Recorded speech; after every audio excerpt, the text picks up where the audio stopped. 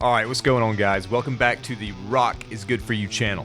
Alright, what's going on, guys? Welcome back to the Rock is Good For You channel. Yes, it's Rock is Good For You, not Rock is good for you.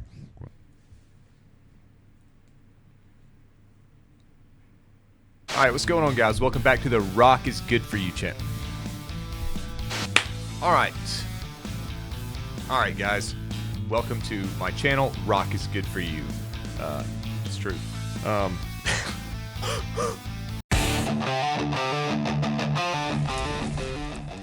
First of all, I just want to say I've released 2 videos so far without even introducing myself. I don't know what I was thinking, but my name is Jordan. This is my channel, Rock is Good For You. Basically, the reason I'm here is because I'm trying to produce a rock album in home with my small little studio corner I have here. It's hardly a studio.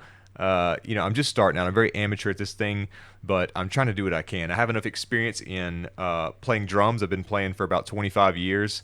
I've been singing for the past few years, and I've gotten better at it. Basically, songwriting is my thing. I like composing music. I like creating music. I like writing it. But anyway, in my quote-unquote studio I have here in home, I'm using the Focusrite Scarlett audio interface. It's the solo, one input output. I've got this mic here. It's some kind of weird off-brand Fifine. I don't know. It's a dynamic microphone. I don't even have a pop filter for it. And as far as drums, I'm not using live acoustic drums. I'm using the Roland V-drums TD07 MKs. Just a very basic 5-piece kit. It's not exactly like super low end, like amateur entry level, but it's kind of, the bottom line of what you'd want as far as an E-kit to record decent drum parts in a song.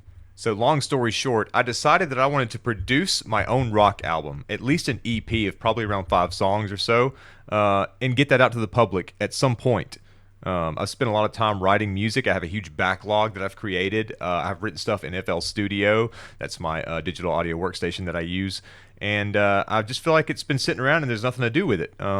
I want to make music, and I've got all this music, so why not now? You know what I'm saying? I don't know why I've waited so long to do this, but I really want to have my own album. I want to have something to look back on and say, I created that, I wrote that, and mostly produced that. And I understand this is an effort I can't do all by myself because I don't play all the instruments, right? I just sing and play drums, and I write.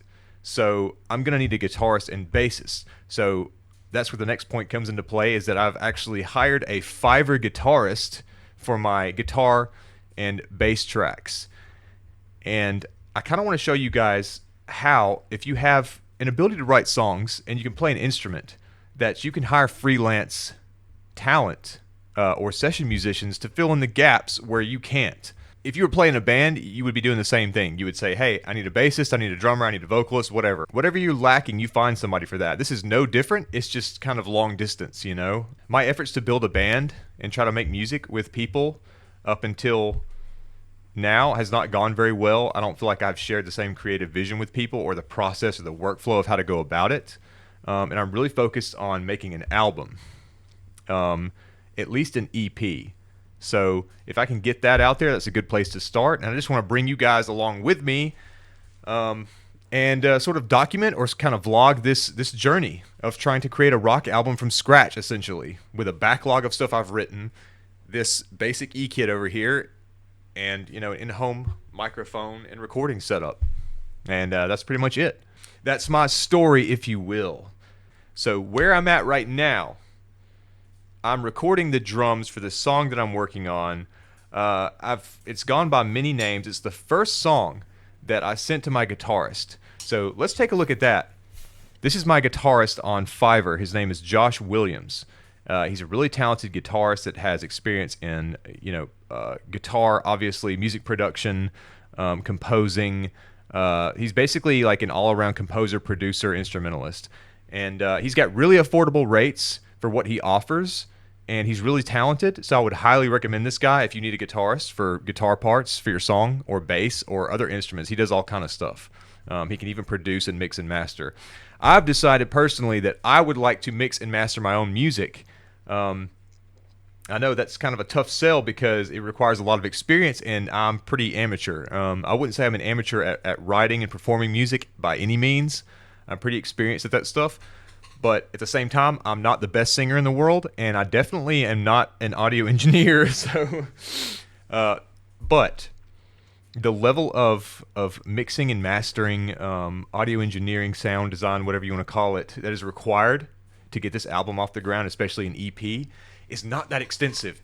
And I do have some experience in it. I'm just not on a level where I'm super confident about it, and I'm still trying to work out the kinks. So, in this first song, I called it My Enemy. I called it Light It Up. I've called it many names, Sucker Punch.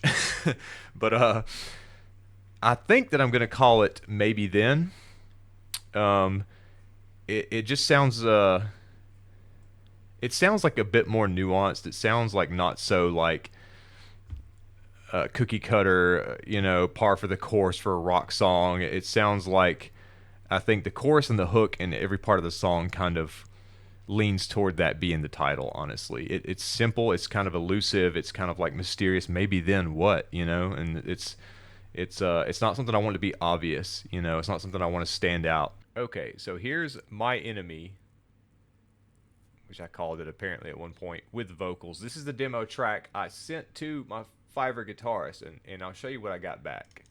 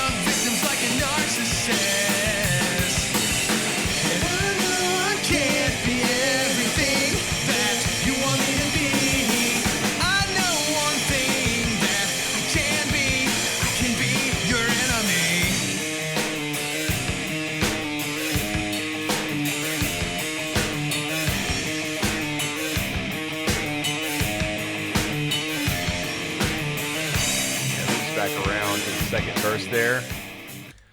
But you get the idea. That's the gist of the song. It's got more to it, obviously. It's like 4.5 minutes long, but that's the gist of it, and that's what the demo sounds like.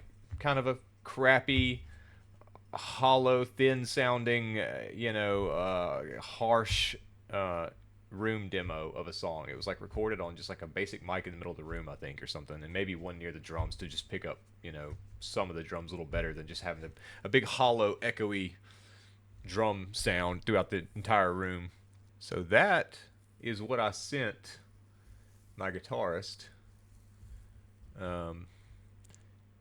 And so what I got back, well, I was confused at first because I didn't understand any of this. I got what you can see here is DI tracks and stems. And I'm like, stems and DI tracks. At first I didn't understand because like I just listened to the DI track by itself. I was expecting just like mixed guitar and everything already put together and everything, and so I listened to this. And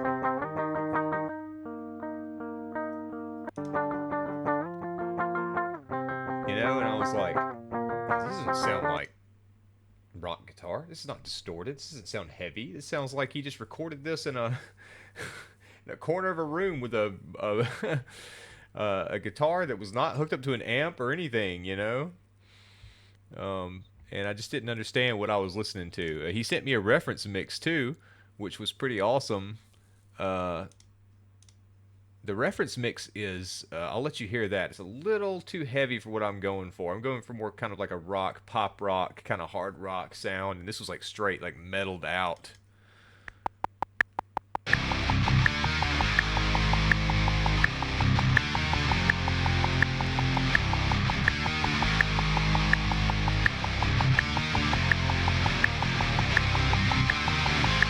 Got some interesting layers there, though.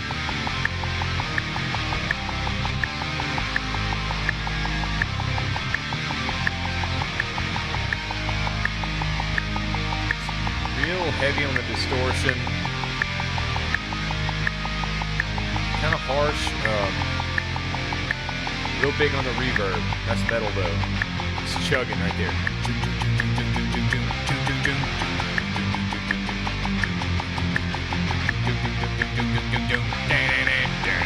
That's what I wanted right there.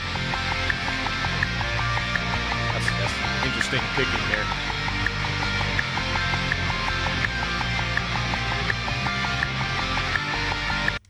But that's what I wanted. I told him I wanted to accentuate that sound from the song. Part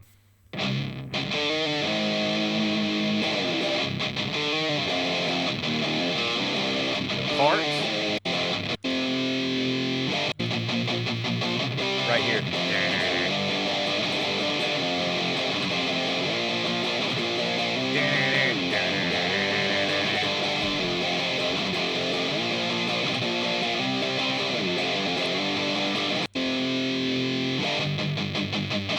Right here.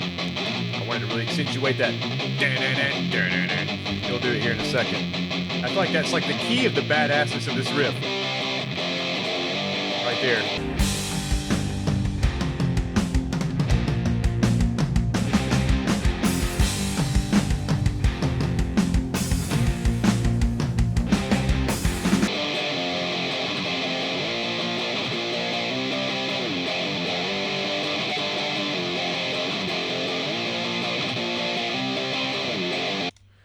And yeah, that's kind of what led to the creation of the song. Was I brought this riff to a friend of mine. His name's John. He's a really talented guitarist.